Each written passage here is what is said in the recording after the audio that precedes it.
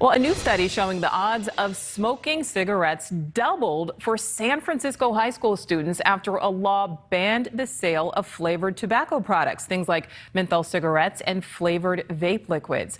Now, this study is the first to examine how flavor bans affects the smoking habits of young people. So joining us live now is this study's author, Abigail Friedman. Thank you so much for being with us. She's assistant professor at Yale School of Public Health. So now much of the motivation, we appreciate it. So much of the motivation for banning the flavors is based on the logic that kids like them. They like the flavors. So is this study showing that teenage consumption of tobacco products may actually have nothing to do with those flavors? Not exactly. You know, the vast majority of kids who use tobacco products use e-cigarettes, and the majority of kids who use e-cigarettes use flavored e-cigarettes. What this tells us is if they can't get that product, a good proportion of them are likely to smoke. Okay. Right? So. Oh, no, go ahead. Go ahead.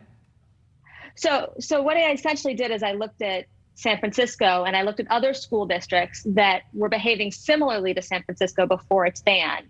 And while the other school district smoking rates continued to drop after the ban, San Francisco's went up. So actually, I did further analyses than what are even in the paper. I looked and found this held even if you looked at the kids who'd never vaped. So this isn't just driven by kids who are already using e-cigarettes. All right, so that kind of leads me to my next question then. So the teens in the study who did vape, are they now smoking the conventional cigarettes in the same quantity or equivalent to how frequently they vaped? I didn't look at that. Okay. I just looked at how the proportion of individuals who are minors in high school who smoked changed over time. I did adjust for other characteristics of the areas they were in and for respondent demographics and for other policies.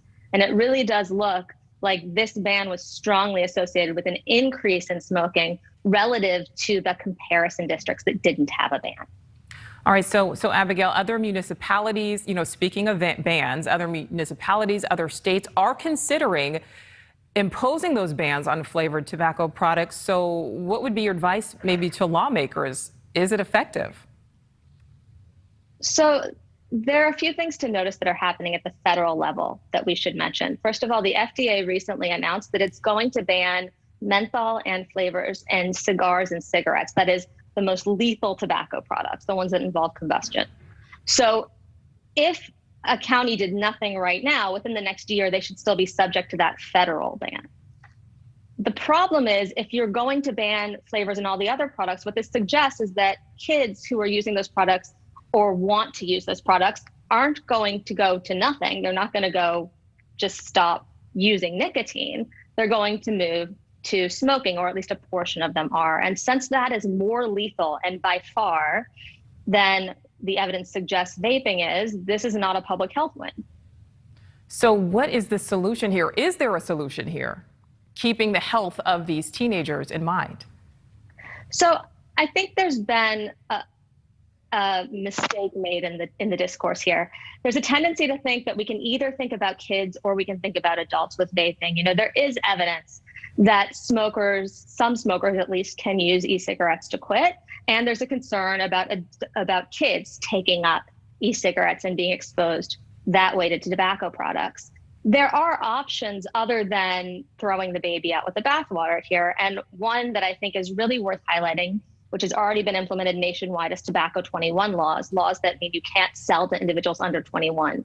If a county or a state was really serious about doing more than that, I think it might be time to talk about moving all tobacco product sales to adult-only retailers.